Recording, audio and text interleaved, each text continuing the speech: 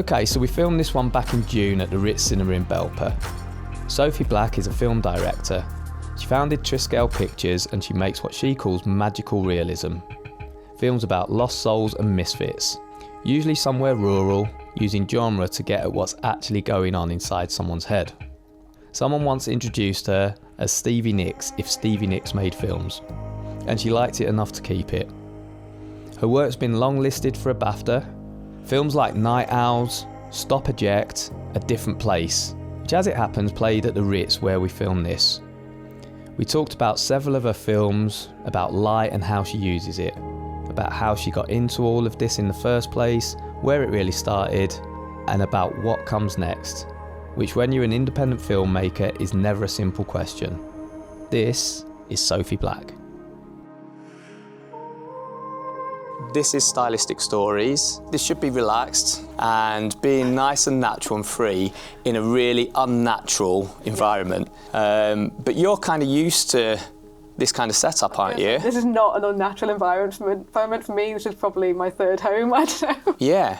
And how long has it been your third home for? Since, my dad used to take me to the cinema to see all the 1980s fantasy films when I was a kid. Okay. One of those out, we'd go, me and my dad and my brother, kind of semi-religiously to see them all. Hawk the Slayer, Dragon Slayer were the two that got me into films in the first place. And okay. Sam Neill's Merlin on TV. Those were the three that made me love film in the first place. Yeah. And then, so obviously when Lord of the Rings came out in 2001, my dad was like, right, we're going. And he'd read the book, my brother had read the book. I had just started reading the book. It was kind of like, this is the gospel in our house. So yeah, shipped me off to go and see it. And then that was it. I went from film fan to being, this is the only thing I want to do with my life. Reading about Peter Jackson and how he made those films, I was like, well, of course, I don't want to do anything else. People make this film. Yeah. It doesn't just appear on a screen. You can do it for a living. Why would I want to do anything else? So I was 11 or 12. I think, no, I was 12 years old. And no, that was it. That's all I wanted to do. And what was it about, going to the cinema? A lot of people go to the cinema, watch a film, and that's it for them. What was it that happened to you that you wanted to know more about how it was made or behind the scenes? It was reading about, like I said, Lord of the Rings changed things for me because it went from being a thing that you experience to a thing that you can do, because suddenly there was loads of behind the scenes things, which sounds weird at the time. Now, sounds weird now because there is so much online of behind the scenes, how stuff's made. We share it all the time. Back in late 90s, early noughties, there wasn't YouTube, there wasn't anything. So behind the scenes stories were a bit more rare. It was kind of a magic thing that was seen off camera, and suddenly there's this filmmaker that was willing to share it with everyone, share the process with everyone. And this got a lot of filmmakers into making films because he was so open with the process. There was hours and hours of making of documentary that all the film fans got to watch, and it just it peeled back the curtain and it showed you how to do things, and that was that's what inspired me. It was quite a brave move of him then, really, wasn't it? Yeah.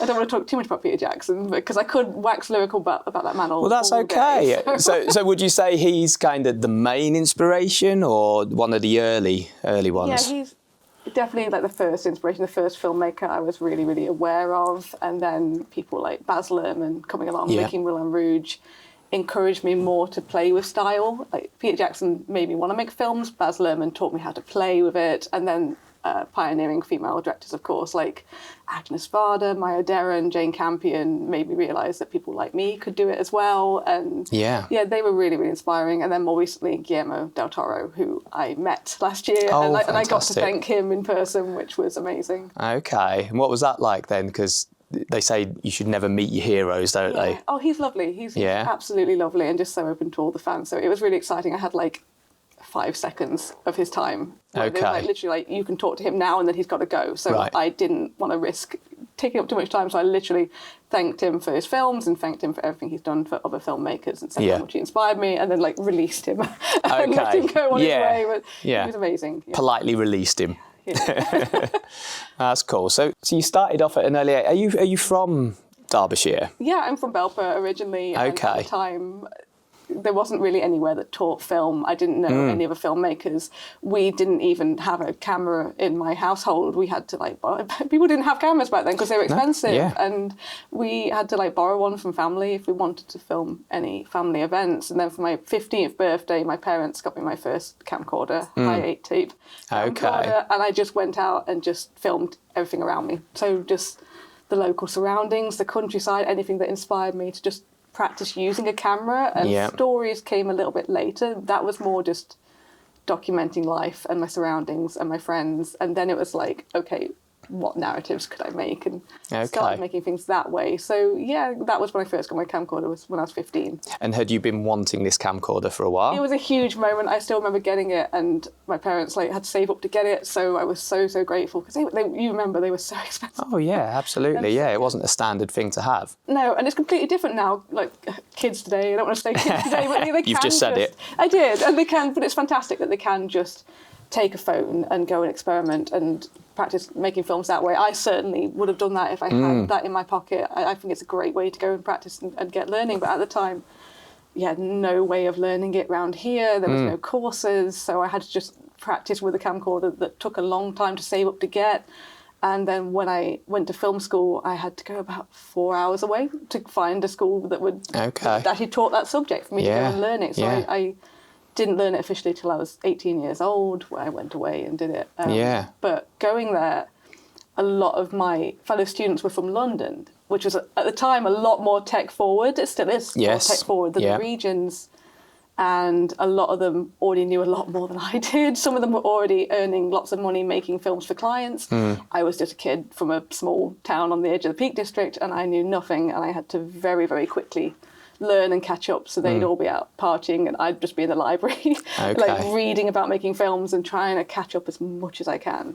And how did that feel, that kind of, did you feel like someone from a smaller town? Absolutely, fish out of water. It was a completely different attitude. They were all a lot more confident and headstrong, and I felt like they were adults and I was a kid a little bit, because they were so knowledgeable and so sophisticated, these London people, But the fact that they could go home at weekends and see their friends and I couldn't, because I was so far away, it gave me that time to just focus on my craft, for want of a better term. And would you be filming of a weekend or learning the art? I'd be doing stop motion on my desk, and either I'd be filming stuff or I'd be in the library reading about making films, or I'd be watching the films that were in the library, or writing or painting costume designs. My entire wall of my student dorm was covered in costume designs for a fantasy film that I wanted to make. So I was very, very isolated and just focused at the time and trying to learn that way. So I think it's probably good that I was so far removed from everyone I knew, because it gave me an opportunity to learn and catch up and practice. Yeah. And do you think you worked harder because of that?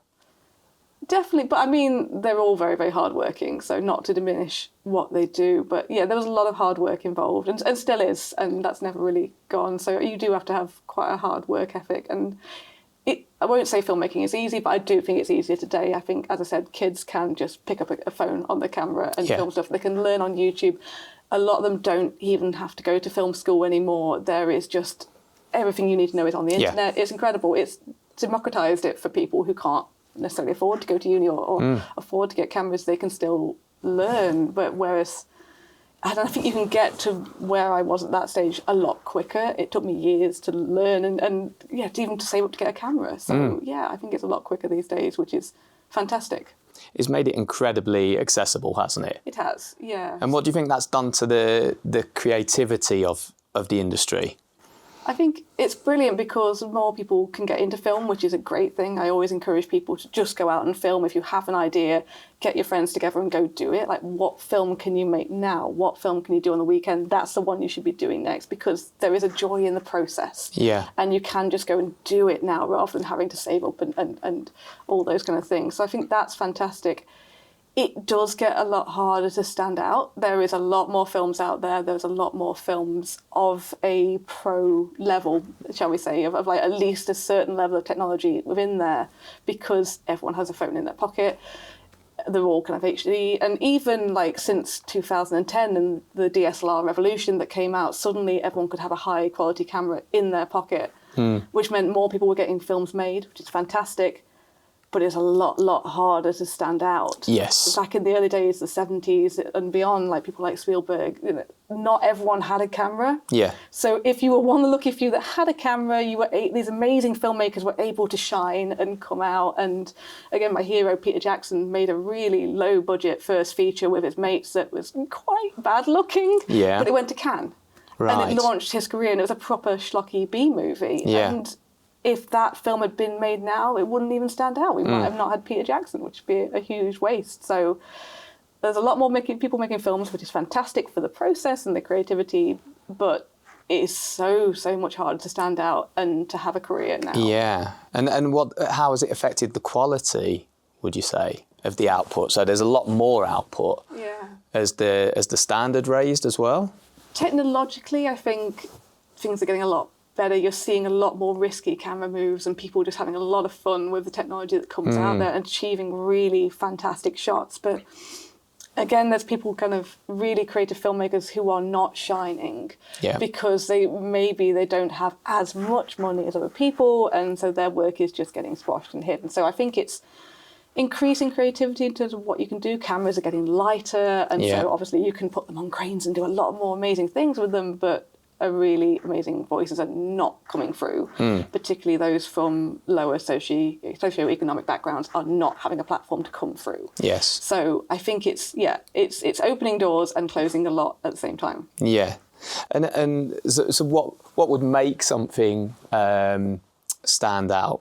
Is it the ideas behind it? Because you spoke about the technology and that's more accessible, but it's the ideas that should shine through. Yeah, definitely should be the ideas. I think people that break the system are the ones. We're seeing this a lot more lately with the success of films like Backrooms and Obsession coming out, because these are people who didn't wait for permission, they didn't wait for funding, they didn't go through the traditional route that is now massively oversaturated. They are just going and making stuff themselves.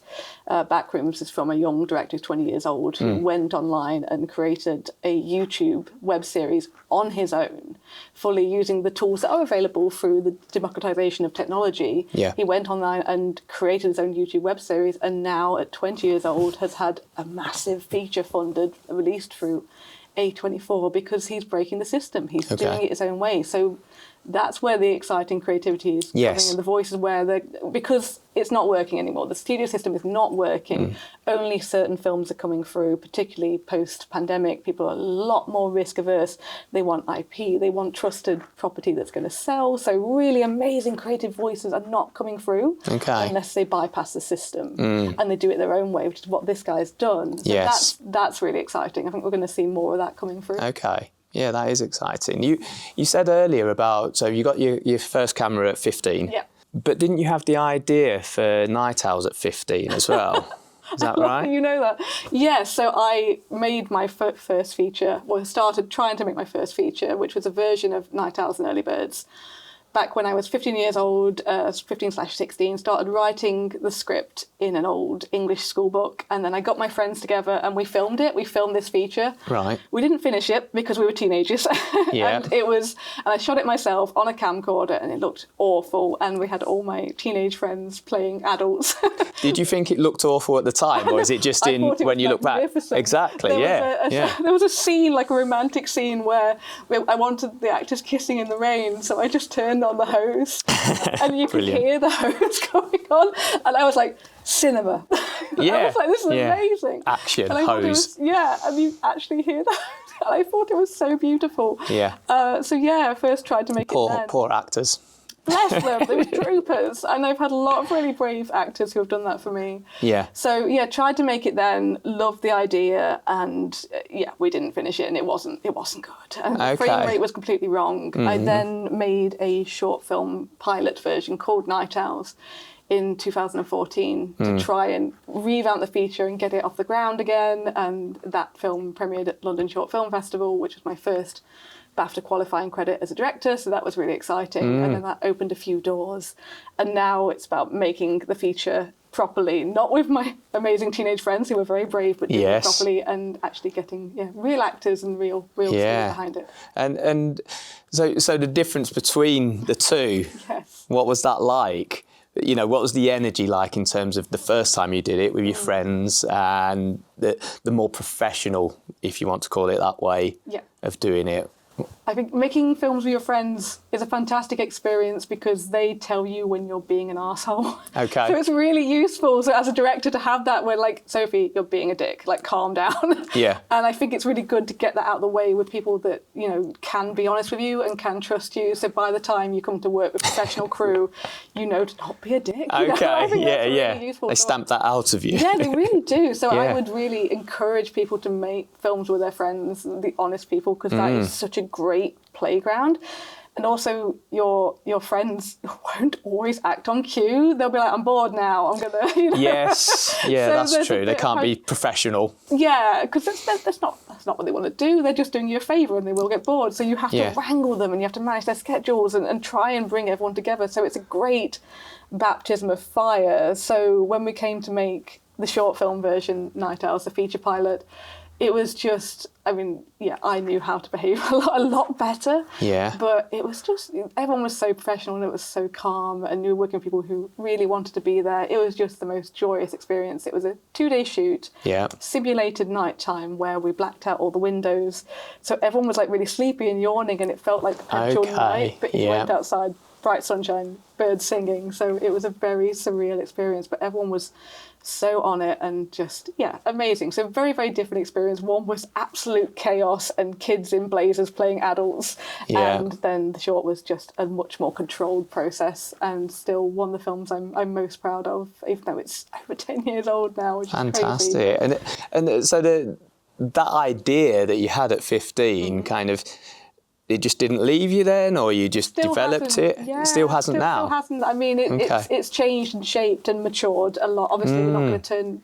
When we make the proper feature version, Night Owls and Early Birds, which hopefully should be fairly soon, I'm not going to turn a hosepipe on anyone, you know? There's no kissing in the rain scenes in there. No. It's done very officially and properly. Okay. But, I mean, it's... Will you have rain on command? Is it I've just not put rain in it because I didn't want to risk it.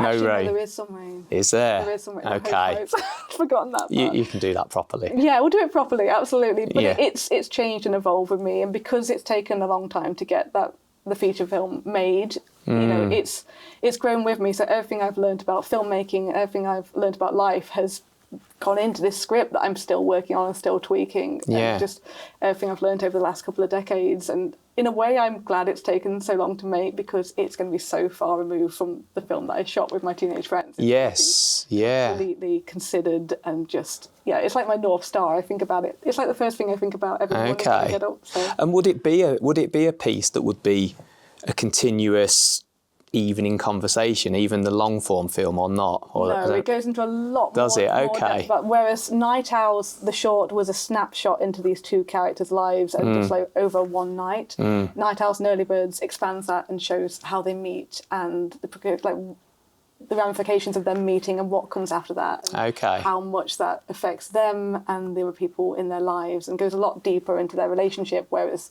Night Owls, the short, was just about a fortuitous friendship forming, just a very platonic thing. Night Owls and Early Birds goes into a much deeper, darker dive of human interaction and intimacy and how much two people can connect, perhaps when they shouldn't. Yeah. So it goes a lot further into lots of darker places, but then hopeful places as well. It's the whole journey through the human experience. Yeah. Yeah. I mean, there's a constant thread in your work that is about the human condition, isn't it? Yeah. What is it that interests you in the human condition? I mean, being a human is obviously a relatable subject. Yeah. I was raised by my dad, before he retired, was a social worker. Okay. And so from an early age, we were very, very aware of the psychology of people and talking very, affectionately and honestly and openly about mental health and being aware of it at a time when, 90s and noughties, it wasn't really commonly spoken about. No. So I was very aware of the human brain and how different brains work and what people need to feel comfortable and happy in the world and how changeable we all are. So that was my introduction to it, and just having that introduction, I think that was really formative for me, and like me figuring out stuff and just moving through life, being aware of psychology.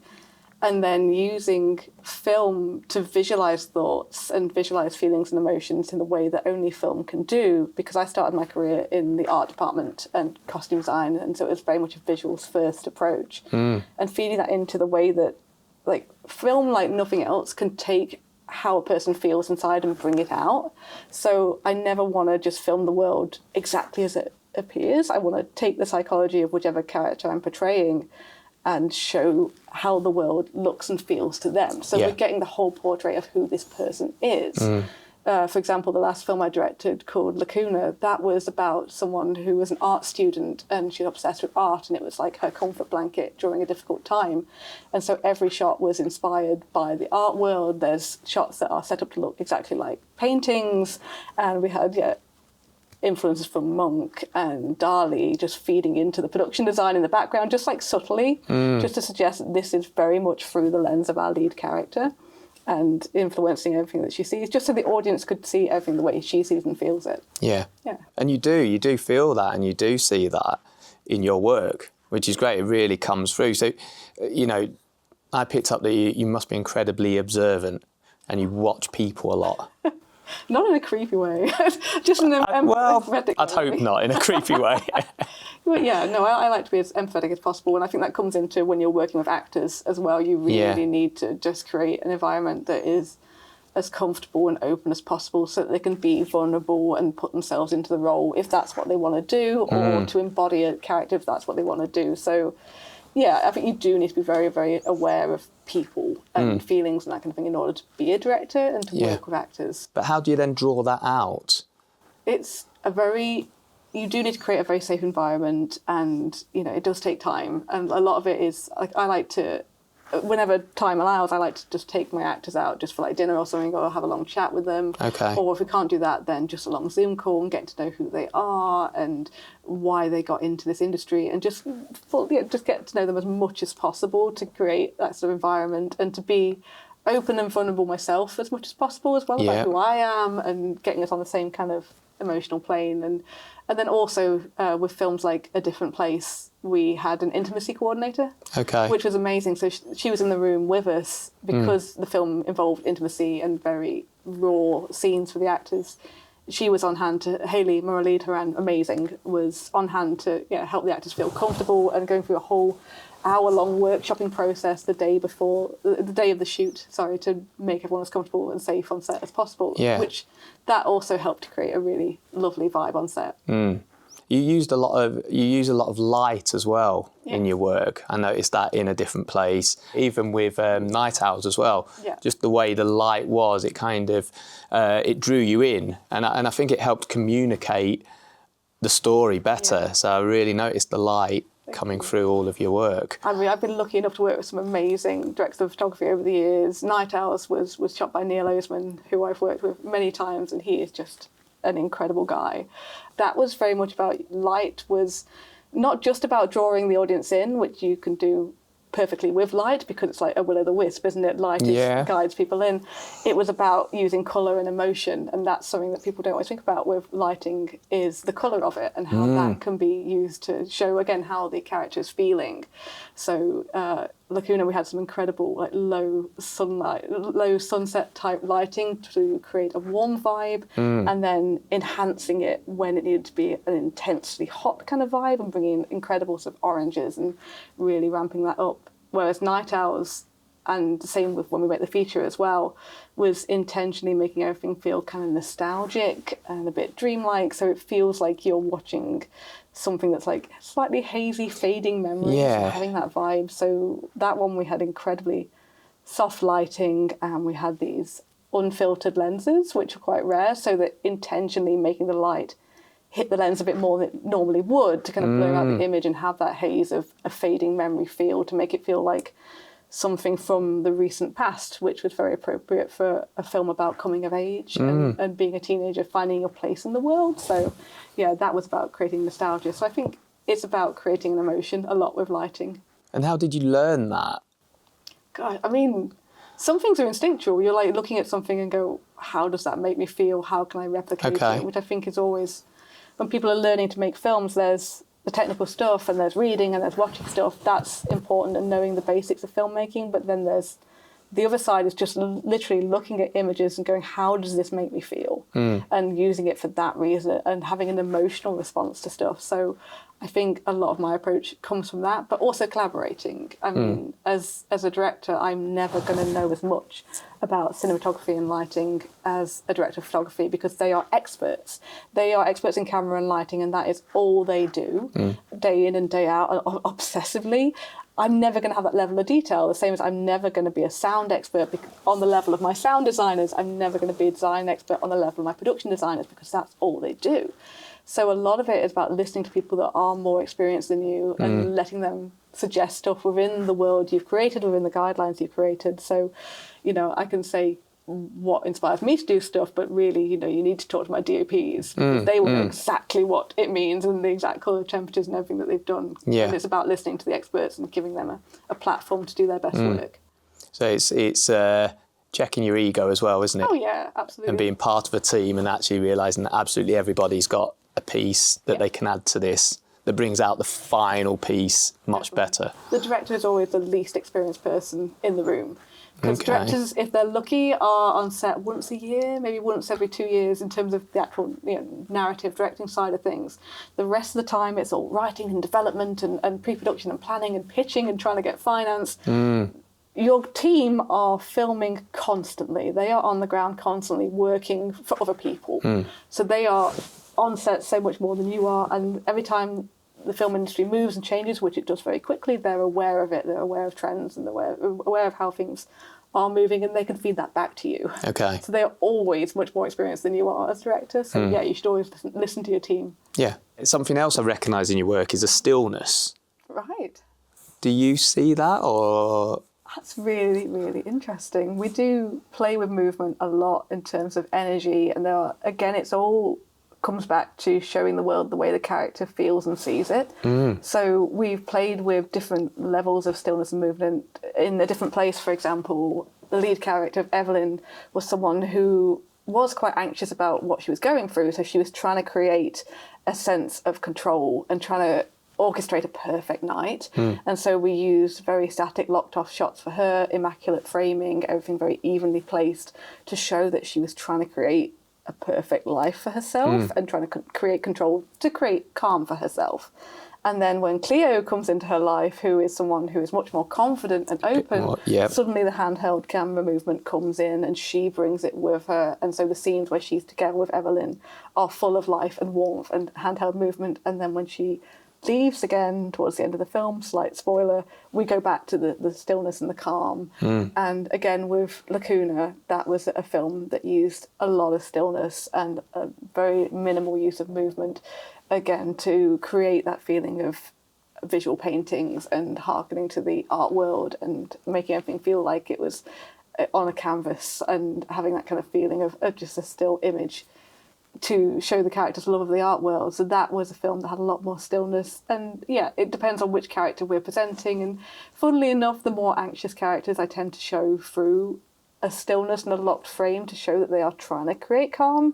And then the more confident characters tend to have a lot more movement, a lot more life and energy to them, because they don't care. They're open, they are happy in their surroundings, and so the camera moves with them and enjoys that sense of joy with them. But I think for me, the stillness in those moments of when the person is anxious or whatever it is they're going through, that's what helps you connect with it. Yeah. And you actually, in those quieter moments, even if there's dialogue, you just get that sense of what they're going through, and that really comes across. Sometimes it's so important just to have a moment just watching a character and letting the actor do their thing. I mean, I love camera movement. I think it's a magnificent tool and I love doing it, and I love achieving really complicated shots with my team. That's always a really satisfying thing. But it can also distract. Sometimes it can take the audience in a direction that they don't actually want to look. So I think there is a time and a place for camera movement, and there is a time and place for just sitting with the actor and letting them express their thing. And in terms of, so being a director, but you're also a writer as well, which do you prefer? Or is there, do you like writing as much as directing? I do. I really love both. Directing is the one for me because it's about bringing brilliant people together and giving them a platform to shine and helping lead the team and having a world that's like the sandbox that they can play in. You're like, okay, here's the sandbox, go play in it, see what you can do. I think that's incredible. And when you see everyone having the best time on set or doing their best work, that is just the most amazing feeling. And when you then share it with an audience as well, directing is my main thing. But then I've always loved writing. I did a lot more writing when I was a kid, so I love that side of things as well. When you're writing and directing the same thing, as I have done with a few of my films, there comes a point where you need to separate. Yeah. So you're like writing and being obsessed with character, which is great because then you know the characters inside and out, which is great for directing. But there also comes a point where you need to stop writing and put it down and go and direct and go, okay, how am I practically going to make this thing? So, yeah. Is it harder to be objective when you're writing as well? I'm incredibly critical of it. Yeah. So I often work with a co-writer called Tommy Draper, who has just been my creative partner in crime for so long. And yeah, he's amazing to work with. And if we're co-writing, for example, it really helps me. When it comes time to the shoot, I go, right, you can look after things for me now. And if there's any last minute changes, if an actor wants to say something a certain way, he can take over for me and I can just be director Sophie and not writer Sophie. So yes. But I don't know. It's very hard to do that if you don't have a co-writer. So yeah. Yeah, it must be. Actor. Yeah, because there's a danger, I suppose, to kind of labour over how someone's saying something or perhaps an inflexibility of wanting to change what you've previously written. Yeah, I mean, I think a lot of directors particularly writer-directors, are very precious about the script, and this is something I learned early on, is that you do need to lean into how actors say a line. For example, there's certain actors that just can't swear naturally, because some people aren't natural swearers. Okay. And you hear them say a line with swearing in, and it just sounds completely wrong. And you need to listen to that, and rather than force the line as it is, go, actually, how would you say this? Is there a way that you'd say it more comfortably? So when I've got a script, if there's certain words that I think read brilliantly but might be a bit like a long word, for example, or a very specific word, I'll put a circle around it. And then when I'm rehearsing with actors, I'll be like, is there this specific word I've highlighted? Is there a way you'd say it differently? Or I'd see if it comes naturally or not. And tweaking stuff that way, which we always do just before shooting. We always have a read with the actors where you just can't be precious. You have to be like, how would you say this? Okay. If it isn't working. If it's working as written, fine. But yeah, you can't make an actor just like parrot the words exactly as you want them to. It needs to be more natural. And do you pick up on that fairly quickly? I do now. I think early on it was so tempting to be like, no, it's written like this, you're saying it wrong. Yeah. Particularly when you're young, and that's why, again, it's so important to make films with your friends and practice on people that aren't professional actors to begin with, who don't mind as much, and learn that way. But that's learning your craft as well, isn't it? It's learning what works, what doesn't, and actually flowing with that a little bit and going, oh, actually, I can't actually make this actor do exactly what I want, but if I work with the person, and that comes down to you observing that person and getting to know them, then you can bring out the best. Absolutely. I mean, it's even certain things like this line isn't flowing right, adding a pause in here or adding like an and or even an or something just to help it flow better. Like, this is sounding stilted. How can we practice that? Which is why rehearsal is so important. I mean, often, for example, when I'm working with Tommy, we'll do a read through with the actors and then he'll go off and change the script one last time, and not the story, but just the dialogue. Okay. Just to slightly closer match the way the actors said it, and then that way you get much more natural performances on the day. Like Night Owls was one where we did that, for example. Okay. And does that change sort of on the fly, and does the atmosphere and the setup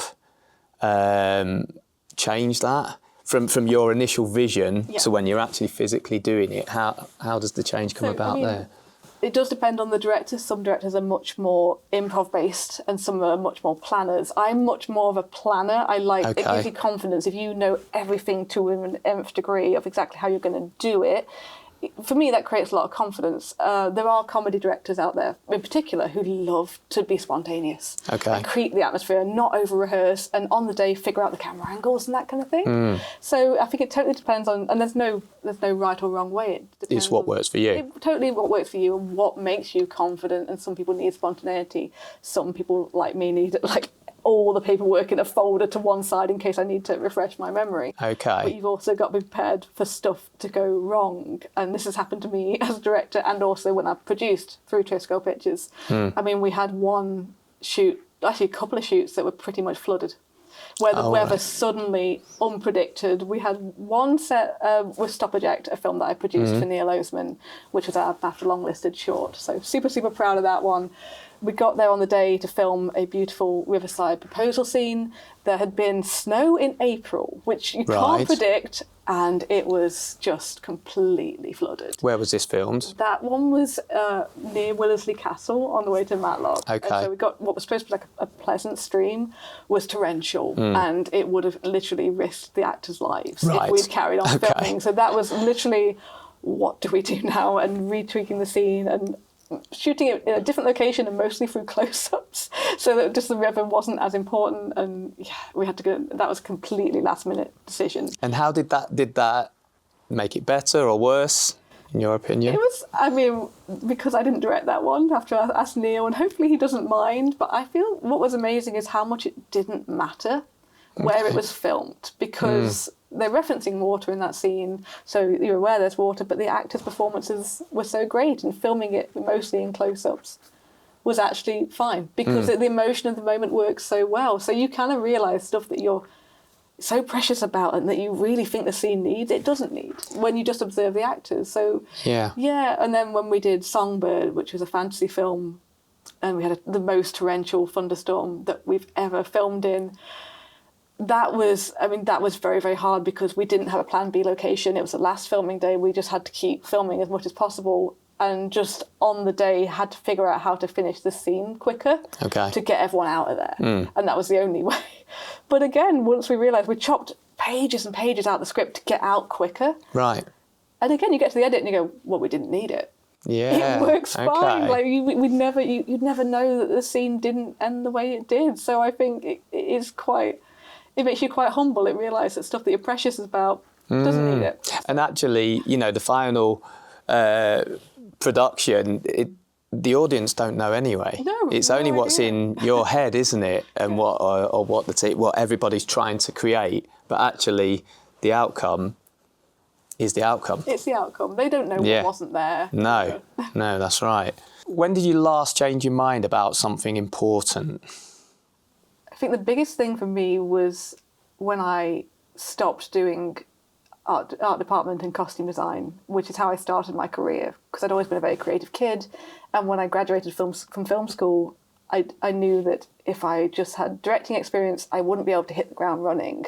People who aren't directors, as I've said before, are on set a lot more and they get a lot more on-the-ground experience. And so I wanted to come out of film school and get a job and get employed and be on set and meet people, which is how I met all my crew, is by being a member of crew and working my way up and gathering my little Avengers team at the time and rolling us all together and then eventually saying I want to direct. So I did art department and costume design for years as a way of production design, costume design, as a way of starting my film career, which I loved, and I loved doing that, and that was one of my kind of bread and butter roles. But I always wanted to direct. And there did come a point where, like, someone said to me, you have your fingers in too many pies and you need to pick a pie and stick with that and put all your energy into that if you're going to be successful, which is very difficult to do, particularly when, film isn't always the most high earning of jobs to do. It can be very unpredictable. It is good to have multiple strings to your bow. And so that was a huge decision for me, was stopping doing design, which was a career that I'd built up a lot of contacts in and I loved. But a lot of people knew me as a production designer and as a costume designer, and they didn't see me as a director. And they didn't respect me in that way because they hadn't seen me in that way, because they'd only ever employed me as a for one. So that was a huge move, and possibly a financially risky move, to just focus on directing. But absolutely had to be done, and I don't regret the career that I had doing production design and costume design, and because I've met basically all my collaborators that way, which was amazing. But there does come a time when you have to focus, particularly, like, the older you get, the more you need to streamline what you do in life, I think, a little bit. Like, what do I actually want to give all my energy to? And that was a huge decision for me, is just streamlining my focus. But I think my best work has probably come since I made that decision and honed my focus a bit more. Okay, that's brilliant. Does that answer your question? Yeah, absolutely. That's wonderful. But I did want to ask you about, you mentioned your dad a lot. Yeah. What about your mum? Oh, my mum's amazing. Yeah, I mean, I'm very lucky to have just the most amazing, supportive family. You hear a lot of stories of people say that they want to have an arts-based career or be filmmakers, and everyone's like, no, you need a proper job. And my parents were never like that. I mean, we're not overly well off or anything, so it's never been easy, but they were still like, whatever you want to do, you do it, for me and my brother, which I think is incredible. And I know a lot of people don't have that, so I'm super, super lucky. And my mum is just full of heart and a member of the local Belper community, and everyone knows her. She's one of those types. And Fantastic. So she keeps me humble a lot, because she is so just local and just loves the little things in life. And so having someone like that in your life when you are a very ambitious person who's going all around the world and trying to have a massive career, going home to a mum that's like, shall we garden today? Or here's my latest knitting project, just helps to ground me. So, yeah, absolutely. Yeah, she's amazing. I think that's really important, isn't it?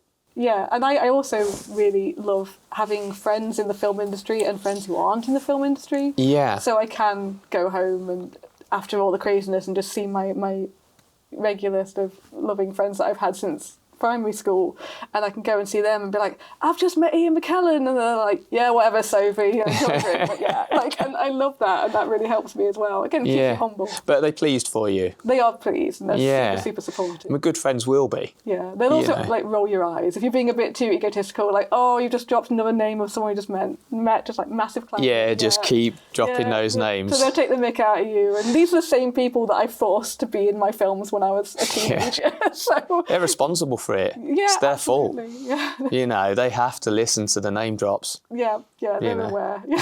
Bless them. They've got no choice. So how do you create when nobody's watching you and nothing's at stake? You can do whatever you want. How does that take shape?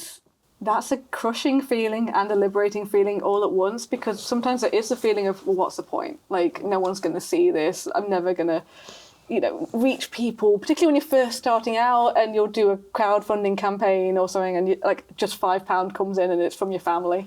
It's a very crushing feeling, because you feel like no one wants to hear your voice in a way.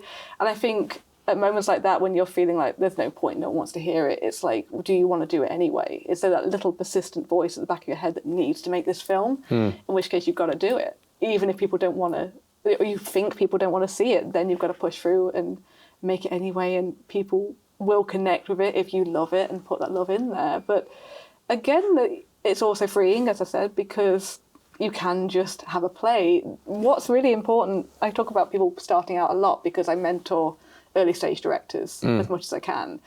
And what the films that no one sees are so important. Yes. Because you can make mistakes and you can practice your craft and you can figure out what you want to do and how stuff works and what you like and don't like. So the films that no one sees are really important. If you've made it and you don't love it, it doesn't have to go online. You don't have to share everything you make. I know there's a temptation now with social media to definitely share the process and be honest when stuff goes wrong. But if you don't want to share it, don't share it. Some films can just be for you. And that's fine. And when you're practicing and learning. So the films that don't have an audience, that don't get shared, equally important. So just go out there, have fun and enjoy the experience and learn what you can. And then make the one that matters the most to you when you've had more practice on the ones that don't matter, because then that one will be better and you might feel like you want to share it with people. No, I think that's interesting and true, and I think it's that I think Rick Rubin was saying that you shouldn't really create for the audience or for anything if it's something you love and actually you really believe in or it just resonates with you. Do that work. You can always tell when the director loves it. There is a lot of pressure when stuff is financed. I mean, so I'm lucky to have had finance on some of my own projects. There is a lot of discussions of who is the audience, how are they going to respond to it, and thinking about them and sometimes tempering your own vision. But at the same time, if a director doesn't love it, just something feels off with the film. And you see this a lot when you see a film in cinemas, which maybe have had a very quick turnaround or have had reshoots or something. You can just kind of tell when the director isn't loving it or as happy as they could be. And then you see the ones that are passion projects that the directors completely love, and they just feel better. Yeah. And if you love it, it shines through and the audience connects. So yeah, definitely making the things you love is super, super important. When finance allows, then yeah. Yeah, and I think that's what I get from your work. There is a feeling that comes through. And that's what us as humans resonate with, isn't it? It's a soul, it's a feeling, you can't fake that, I don't think. No. It either comes through or it doesn't. It interests me how you as a director are able to capture that. It's amazing. But how do how does it feel when it's working and it's working really well? Best feeling in the world. But what is the magic of when it's working well is that sometimes it didn't. And that's why it's so important to work with an external editor, someone who wasn't there on the day. I've had times, in both ways, I've had times where I thought, this felt brilliant on the day, this is amazing. And you show it to an editor who is your first audience seeing it blind, who didn't have the emotion of the day. And they go, yeah, no, it isn't. We're not connecting as an audience. But then on the other flip side, there's been times when I thought, this scene is not working at all. We messed up on the day. I didn't get the shots that I want. And an editor can make it work. And that is the most incredible feeling. And that's why I always recommend that directors don't edit their own films, because you need that second set of eyes who is your first audience. And so sometimes stuff will work on screen. And at the time, you'll have been kicking yourself and thinking it was awful, and that you really messed up as a director, but then it works really well. So that is incredible. But yeah, my favourite thing is still when that's all out of the way and you show it to an audience for the first time and on the big screen in the dark, and you hear the reactions from everyone, and you know when the jokes land. I've heard people crying, obviously when they're supposed to be crying. Yes, not in just like sad part, and that's amazing. Like the very first time we played A Different Place to an audience festival, and it was a work in progress version. It wasn't even finished, which made me a bit uncomfortable. But that was amazing because I just listened to everyone and I heard someone sobbing, and I heard people gasp, and I heard people laugh when they were supposed to laugh. And knowing that you have connected with people in the way that you want to is that's the best feeling in the world when you're sharing a film with people. And that's why cinemas need supporting and watching it as a collective experience, so you hear those collective emotions. And it takes me back to, the thing that made me want to make films in the first place, being in the cinema with my dad and my brother and watching films on the big screen that first started my love, and then, full circle, come back round and sharing my work with people who are connecting it. That's the best thing in the world. That's what I do it for more than anything else. Amazing. Well, thank you very much, Sophie. I think that's a brilliant place to end it, don't you? Thank you ever so much for sharing your time with me, and I've really enjoyed talking to you. Thank you.